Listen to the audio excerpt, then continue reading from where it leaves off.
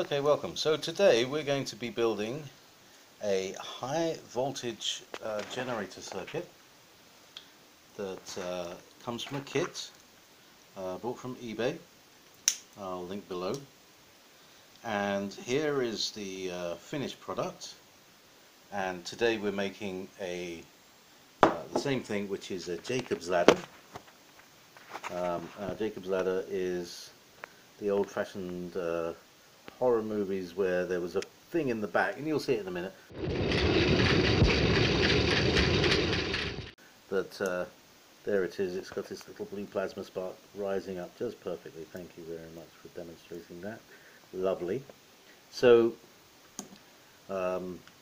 these are high tension. This is, as you can see, a battery pack. It's just got one 18650 in it. It's rechargeable. It's got a rechargeable socket around the other side, and then that leads into a switch into this circuit, which we're going to be building today. Where we might start is by going through the circuit of this. Okay, so what we're going to do today is to deconstruct this circuit. It's a very simple circuit, and it's based on the Dual Thief with a slight modification, and you'll see that in a little while. It's a lovely little circuit board. It's printed on one side and soldered on the other. We have our place for the switch and the various other components that will go in. So let's just clone it now and see where we get. I'm gonna just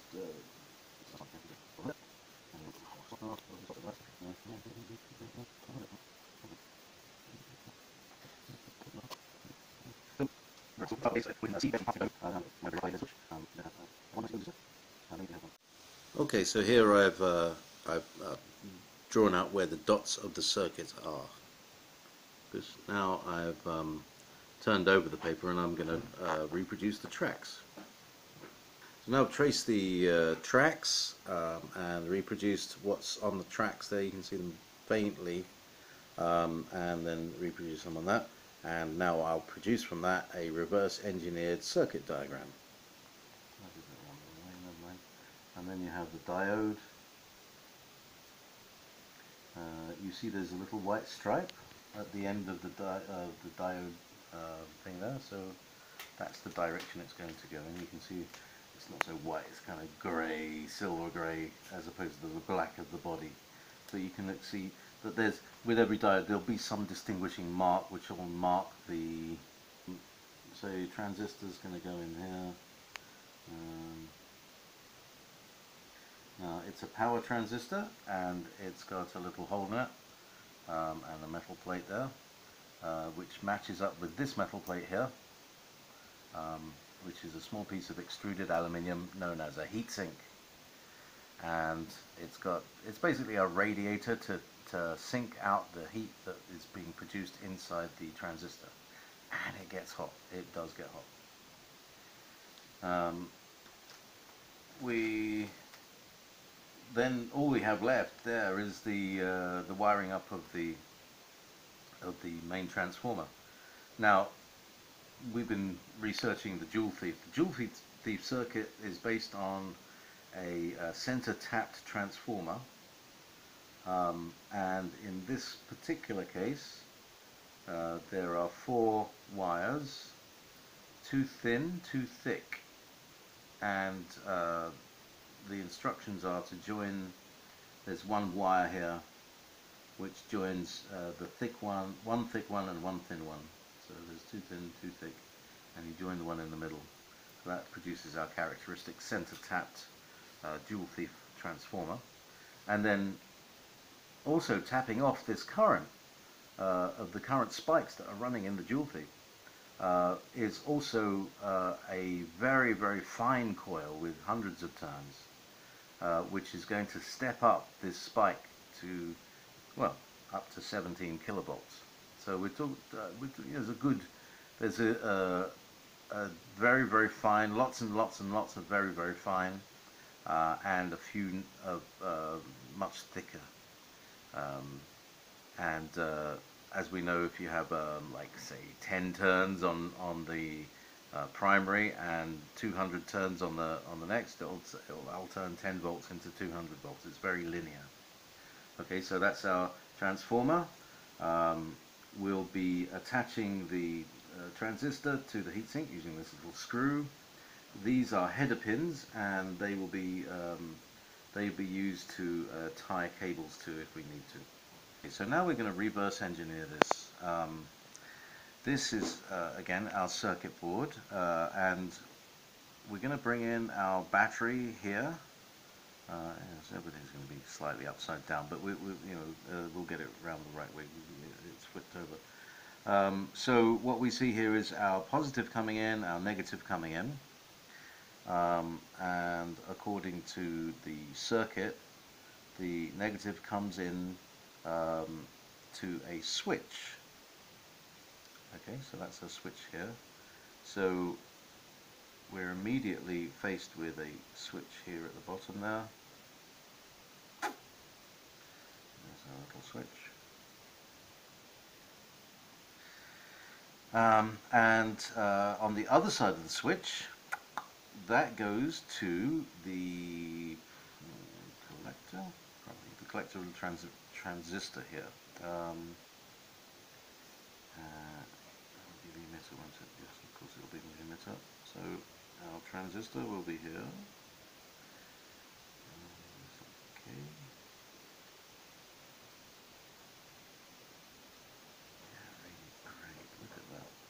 Okay, so that's the emitter. There'll be a little arrow there because it's an NPN, and it will be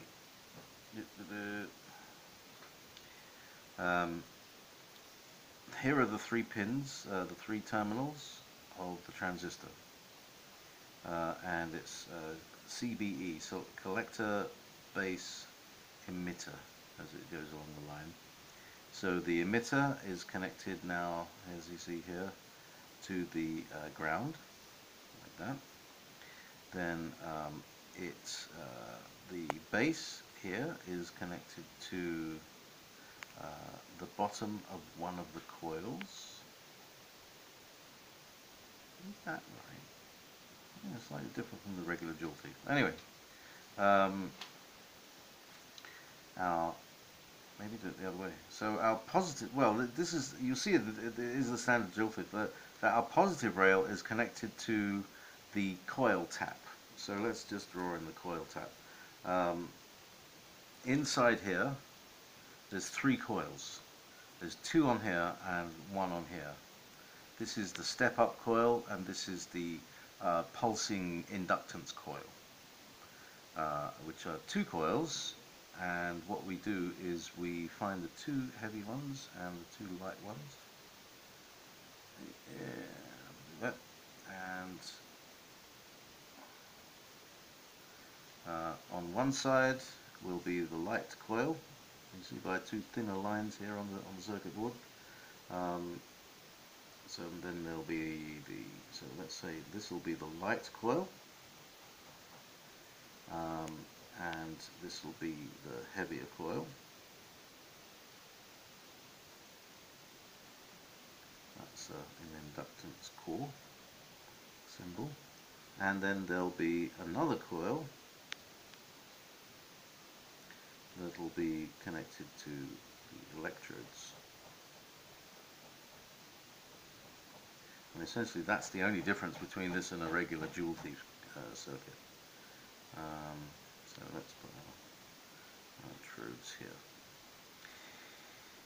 Okay, so what comes down from this coil, this tapped coil here, is we have the thin wire that is, so our there we go, this is our coil. So we'll have the coil that will come here, and then the tap, and then the coil there, like that. So we'll have the tap of the coil coming to the positive, the one of these going to the bottom of the resistor, and the resistor is connected on the other side all the way around to that point there, which is the bottom of the diode. There we go. That goes to the diode there. So the resistor goes through the diode into the collector of the transistor. So there's a resistor. I've got my space here. Resistor and the diode. Like that. The base is connected to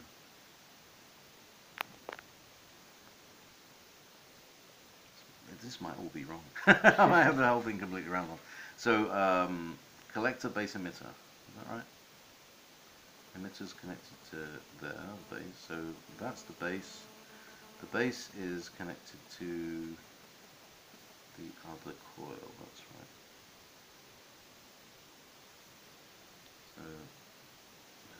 So we'll just trace it. There's the base of the transistor, which goes right over to here, which is the heavy coil. So I've got that round the wrong way. So the light coil goes to the collector, the heavy coil goes to the base, and then you have the output coil. This one is essentially electrically isolated. It just sits there and spins on the ferrite core. It's held down. It's just kind of held down with one of these clips to the circuit board. There's no soldered tab or any connection like that, so it will make a noise because it's not bolted down or anything. And that is more or less essentially the circuit.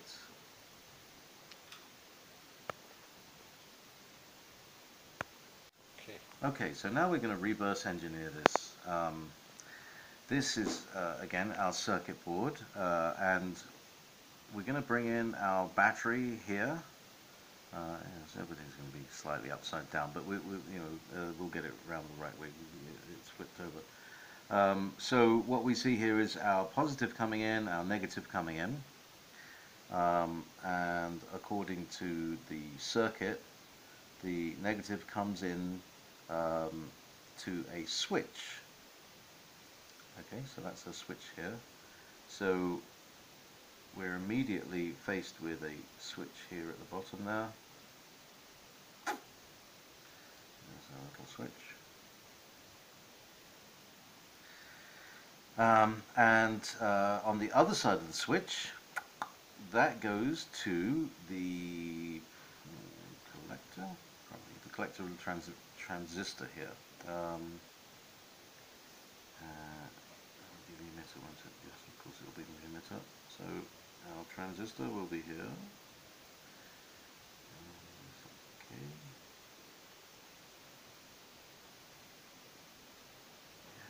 Great, look at that. Okay, so that's the emitter. There'll be a little arrow there because it's an NPN, and it will be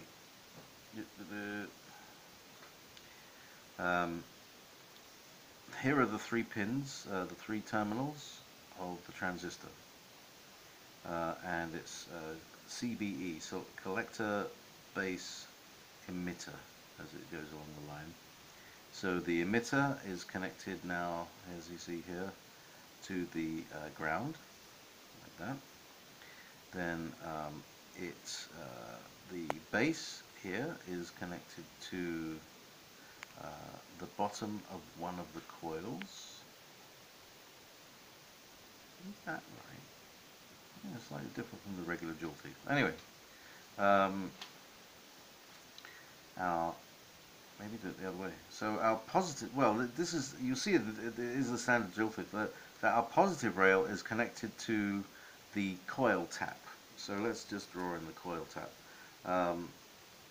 Inside here, there's 3 coils. There's 2 on here and 1 on here. This is the step-up coil, and this is the pulsing inductance coil, which are two coils. And what we do is we find the two heavy ones and the two light ones. Yeah, and on one side will be the light coil. You see by two thinner lines here on the circuit board. So then there'll be so let's say this will be the light coil,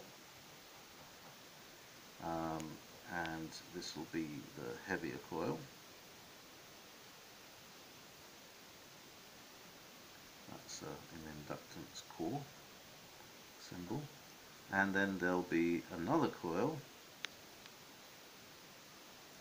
that will be connected to the electrodes. And essentially that's the only difference between this and a regular dual T circuit. So let's put our electrodes here. Okay, so what comes down from this coil, this tapped coil here, is we have the thin wire that is, so our there we go, this is our coil. So we'll have the coil that'll come here, and then the tap, and then the coil there, like that. So we'll have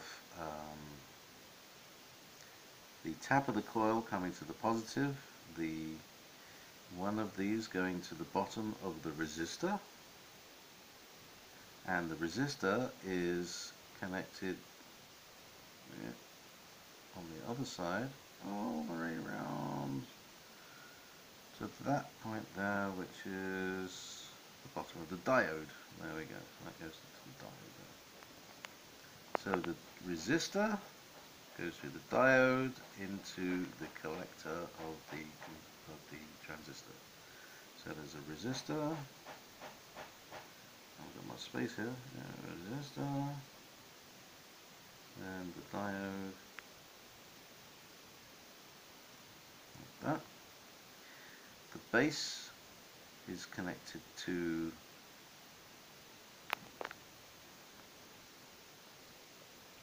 this might all be wrong. I might have the whole thing completely wrong. So collector, base, emitter. Is that right?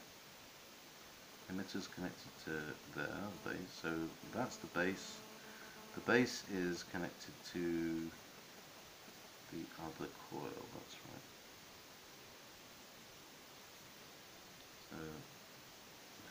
So we'll just trace it. There's the base of the transistor, which goes right over to here, which is the heavy coil. So I've got that round the wrong way. So the light coil goes to the collector, the heavy coil goes to the base, and then you have the output coil. This one is essentially electrically isolated. It just sits there and spins on the ferrite core. It's held down. It's just kind of held down with one of these clips to the circuit board. There's no soldered tab or any connection like that. So it will make a noise because it's not bolted down or anything. And that is more or less essentially the circuit.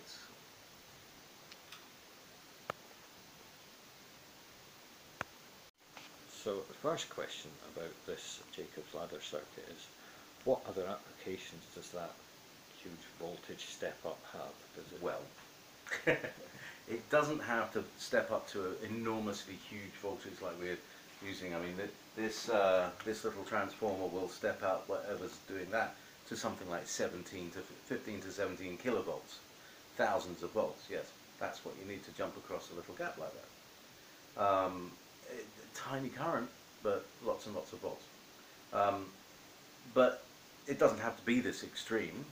Obviously, I haven't got one here, a plasma lighter, which is the latest technology in USB powered lighters, uses the same circuit. The other application, which is very much more common, is in the solar-powered garden lights, where you've got one battery. You know, if you've taken one apart, you see there's one battery, one little AA, and it's powering a string of LEDs for several hours, just based on one little battery. And we know that an LED doesn't run on 1.2 volts; it runs on 2.5, more, 2.5 to 3 volts. So how does it do that? It uses a dual-theme circuit, and because dual-theme circuits amplify voltages so much that it will run on an even almost a dry, dead battery. So what we're going to do now is to lay out the circuit on a nice block of wood. This particular piece of wood is cut from my firewood, which is oak barrel lids from whiskey barrels. So that's one of the dowels, where the dowels connect the things together with. But we're simply using it as a nice base because it's solid, and you can put tiny holes into it without them getting wider. So what Chaz is going to do right now is to draw around the components that he's going to put on.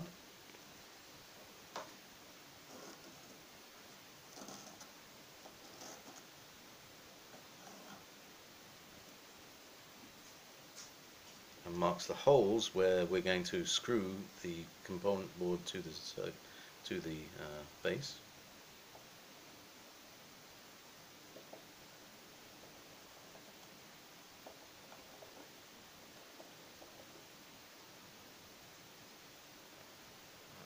Yep, that'll do. Now you want to make a place for your battery pack. This battery pack is an 18650 battery pack. We'll open one up in a minute. There we go. This is how I've got it. It's very basic. There's a battery inside it. It's got its charging circuit, but I've basically hacked that to take juice straight out of the battery, because we don't need it to be stepped up or anything. We can use it straight at 3.7 volts. And it's a handy little container and very easy to hack, and I'll show you that later. Let me make a space for that.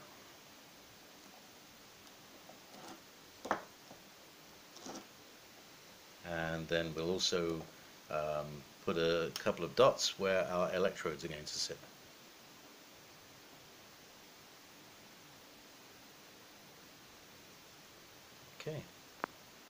Okay, so now what we've done is Chaz has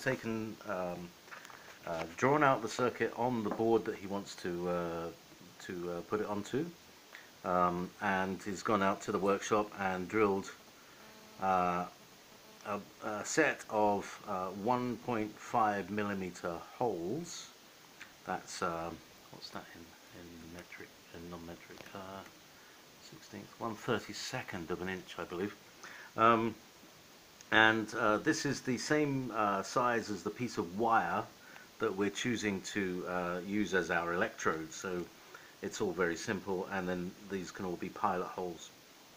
So essentially what we're going to be doing is assembling the circuit board.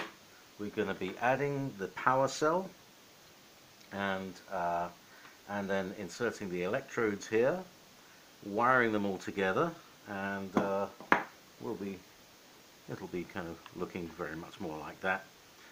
Probably a little bit neater than mine, because mine's not particularly thrown together. I'll also show you how to hack this so that you can get the 3.7 volts out of the thing and still use it as a self-recharging, or even as a battery recharger for your mobile phone.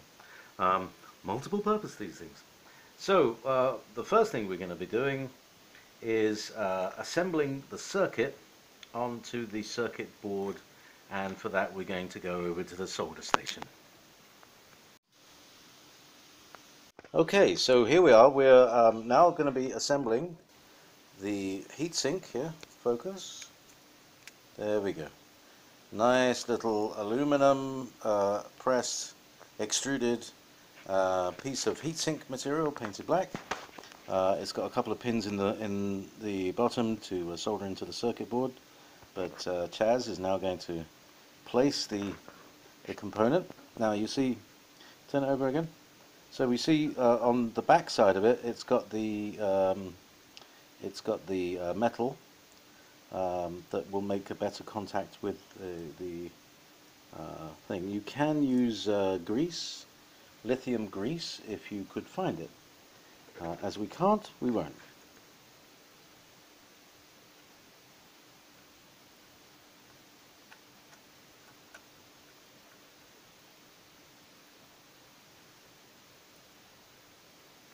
Okay, so this is where you need to watch, because they've got to be nice and parallel, because all 5 of those pins have to fit on the circuit board. Okay, so we're going to solder them in the most robust component to the least robust component. Our transistor and our diode are going to be the least robust, and so they go in last. Our coil, resistor, switch, header pins, things like that. They'll all, and here's the wire we've chosen for the electrode, which is a simple piece of copper wire. This is 1.6 millimeters thick. It's uncoated, isn't it? This is uncoated. Yeah, this is straight out of some heavy-duty mains cable, household wiring cable. So we've got a few inches of that.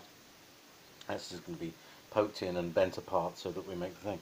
So now we're going to be soldering in our components. Where do you want to start? Where do you feel like starting, Chaz? Well, shall we start with the big one, Yeah. the transformer? Okay, so now what you need to know about this one is that it's built so that you can lay it in like 1, 2, 3, 4, and wires 2 and 3. I'm just there. You can get them. Yeah, wires 2 and 3 are joined together in this single, and you can see that the hole is slightly. Let me focus. There, you can see that the hole is slightly wider there, and that's why it accommodates 2 wires. So we're going to strip the enamel off these wires, poke them through the hole, hold the transformer down with the cable tie, and we'll come back to you. Okay, so now here we have Chaz has stripped off the insulation there, and what we're going to be doing. Focus there, there we go. Don't know if it's hard to see on this camera, but there are 2 thick and 2 thin wires, and that's the 2 coils. So what we're going to do is take 1 thin wire and 1 thick wire, and they're the ones in the middle. This one there. No, which one's thick? I think the 2 outer ones are thick. Okay, so we want this one and that one there. Yes. Wired together. So I want you to twist them,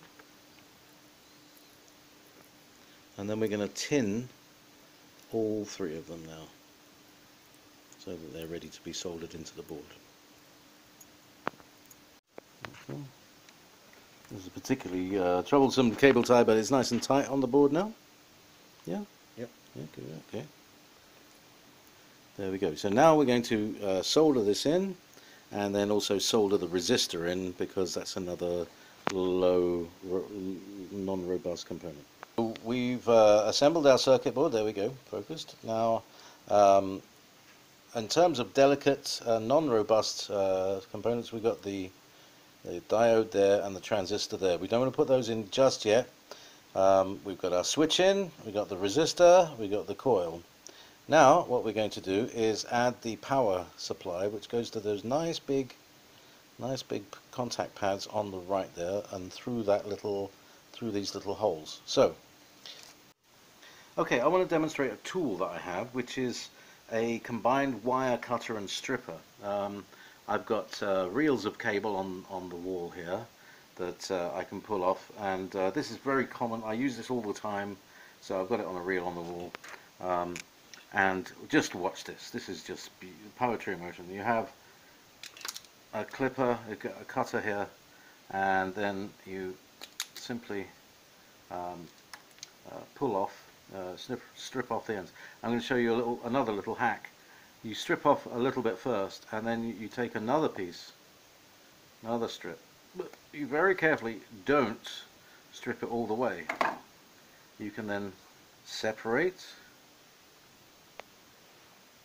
and then when you twist these, you get a beautifully capillary, solder friendly twisted end. Nice and perfect for going into the circuit board. So I'll just do that again. Nipped off the end,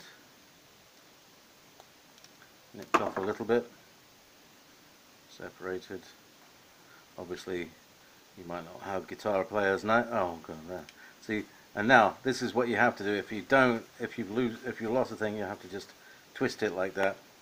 Or if you're determined, do it again with two more pieces, and there it is, and you can just twist and twist and twist and that away. And you have lovely solder friendly twisted ends, which we're now going to put into here. I'm going to tin them.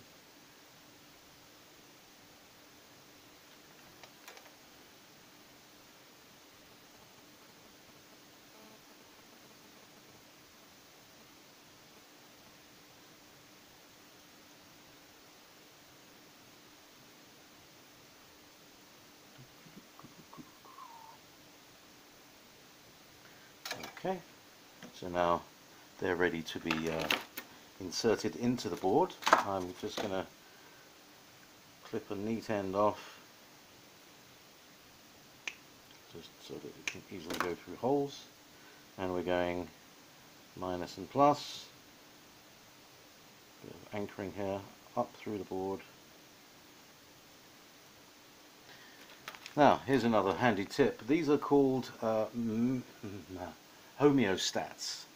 They're designed to pinch off a blood vessel in a medical operation. They're medical tools. They're very cheap, and they're basically locking pliers. Very, very useful. You can, you know, for instance, you can clamp your board like that, and then put it in another clamp. You can have a particular angle. Very, very useful.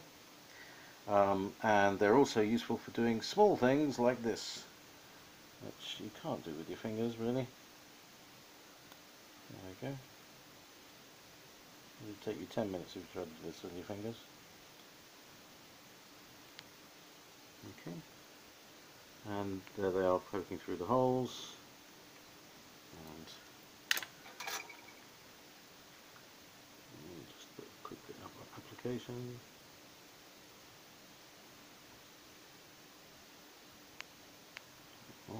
Float some solder in there. Alright, good connection, especially the earth.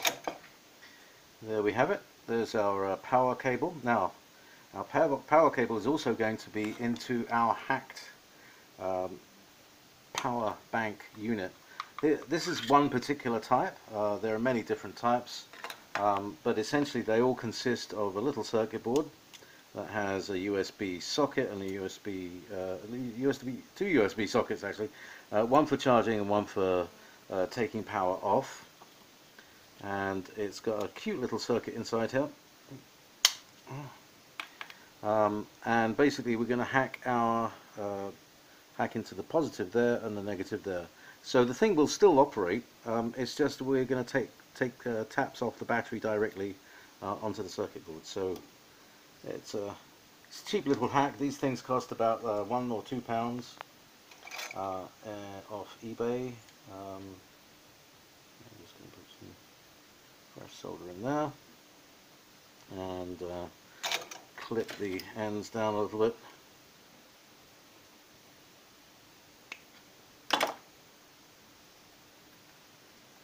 You might say, what about the getting it out of that little case? Well, we'll see that in a minute.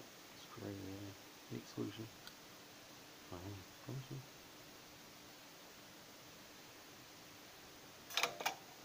And there we have it. All that needs now is to put a battery in, and we are ready to even now, and turn it off now just in case. And now we're ready to put the semiconductors in.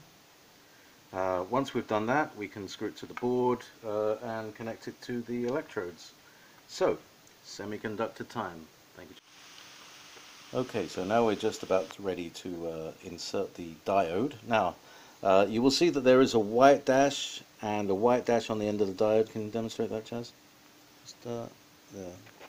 Okay, so you can see that that's it, the other way around. That's it. So now drop that into the pinholes there. Observing the correct orientation. Okay. Nope, not okay. Yeah. But I'll get there. Yeah, nearly there. Probably too slow for film, but there you go. That's right. I can edit this bit. Alright, so again, bend one pin just to hold it in there.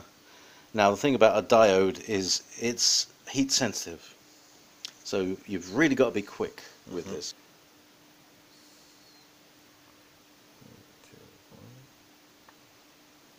What's that? Yeah.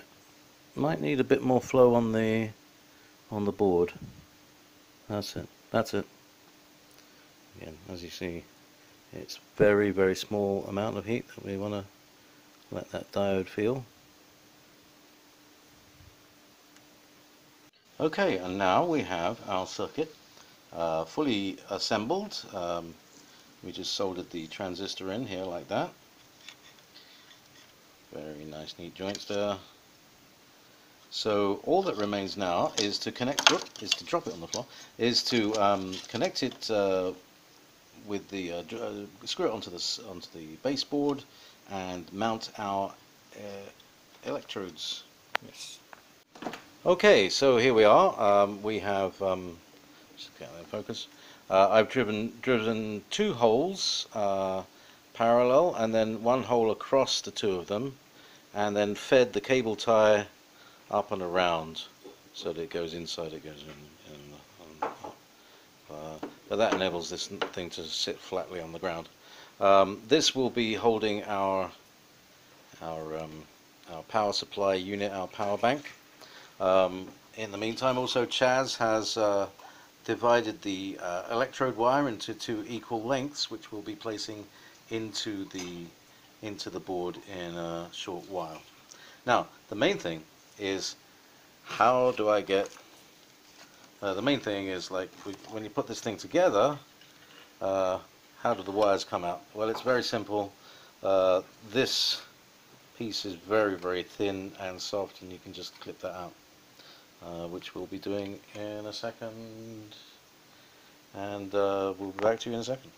Okay, so things are now going to get very dangerous very quickly. Thanks, Jazz. We are going to fit the electrodes, and what I would recommend first is that we Make sure the electrodes fit before we start filming. That's right. Okay. So Chaz is now pushing in the pins. Oh, they all come out. Did that did that screw thing not work? No, just a bit too big. Alright. Okay, well, they'll go down further, because it push the screw away. Just give the screw a bit of pressure and a twist, and it should stay in there. If not, we'll just get the glue out. There we go, that's in, nice and solid. Okay, so now what we're going to do is solder the leads to the electrodes, and we'll be almost complete.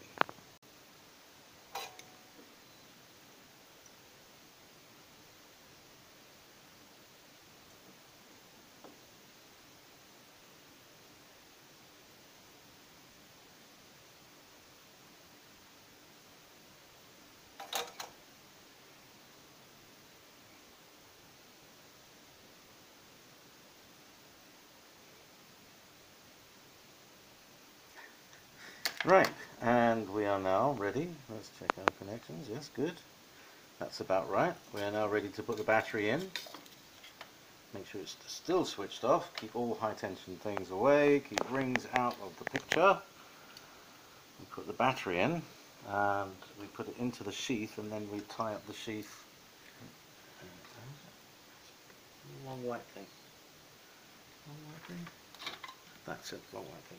There we go. So this goes into the sheath here like that to make a complete power bank. So there's our little battery hack. And it's still got the 5-volt supply if you need it. Very handy. And here we are. I'll use the Ziploc tying device. This is like an antique thing, but if you can get hold of one of these, it's really uber handy. You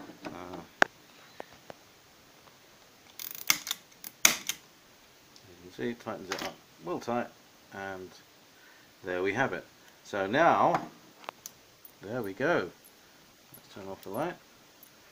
And one perfect working Jacob's ladder. Well done, Chaz. Fantastic. Thank you very much, Jeremy.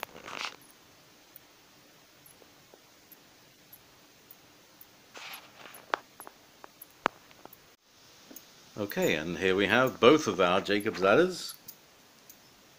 Laddering.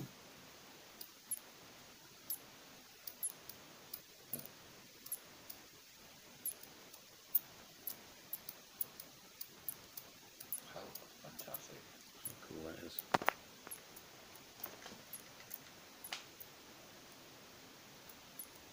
Okay, off. It's alive! It's alive! It's alive!